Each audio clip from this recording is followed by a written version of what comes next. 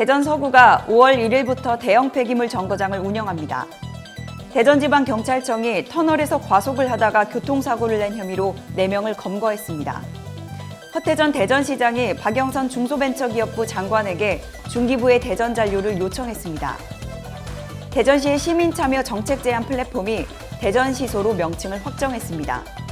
자신이 운전하던 승용차를 바다에 빠뜨려 70대 아버지를 숨지게 한 혐의로 재판에 넘겨진 40대 김모 씨에게 징역 7년이 선고됐습니다. 자세한 소식 잠시 후 뉴스에서 전해드리겠습니다. 안녕하십니까. 신동아 대전방송 뉴스 강주연입니다.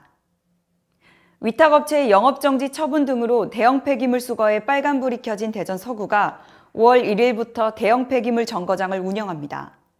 대전 서구는 올해 연말까지 도마동 도마큰시장 제3주차장 옆 구유지에 대형 폐기물을 운반해 버릴 수 있게 해 조기에 폐기물을 수거하기로 했습니다. 또 대형 폐기물이 오랫동안 집 주변에 방치돼 있을 경우 관내 주민센터로 신고해 줄 것을 당부했습니다.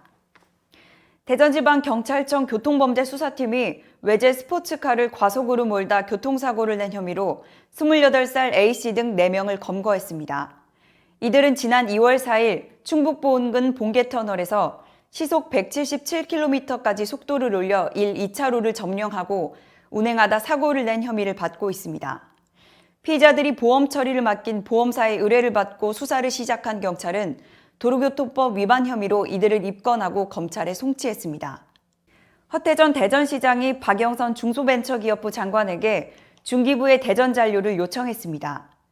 허 시장은 박 장관에게 중기부의 세종 이전은 수도권 과밀 해소와 균형 발전이라는 정부의 취지와 맞지 않다며 대전에 남아야 한다고 강조했습니다. 또 청년 창업 지원 사업인 대전 스타트업 파크 조성 사업과 바이오 분야 규제 자유특구 지정 등을 정부 차원에서 지원해달라고 촉구했습니다. 대전시의 시민참여 정책 제안 플랫폼이 시민과 소통한다는 의미를 담아 대전시소로 명칭을 확정했습니다. 대전시는 지난달 26일부터 이달 4일까지 시민들에게 명칭을 공모해 선호도를 조사했고 최종 심사를 거쳐 명칭을 정했다고 밝혔습니다. 대전시는 시민참여 정책 제안 플랫폼을 다음 달과 오는 6월에 시범적으로 운영하고 오는 7월에는 정식 오픈할 예정입니다.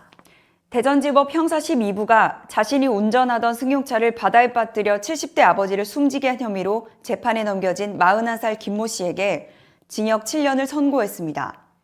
국민참여재판으로 진행된 어제 선고 공판에서 배심원 7명은 전원일치로 유죄 판결을 내렸고 재판부도 숨진 아버지와 극단적인 선택을 하려 했다는 김 씨의 주장을 받아들이기 어렵다며 양형 이유를 설명했습니다. 김 씨는 지난해 8월 태안군 고남면 영목항에서 승용차를 바다에 빠뜨려 자신을 탈출하고 73살 아버지를 숨지게 한 혐의로 기소됐습니다. 이상으로 뉴스를 마치겠습니다. 시청해주신 여러분 고맙습니다.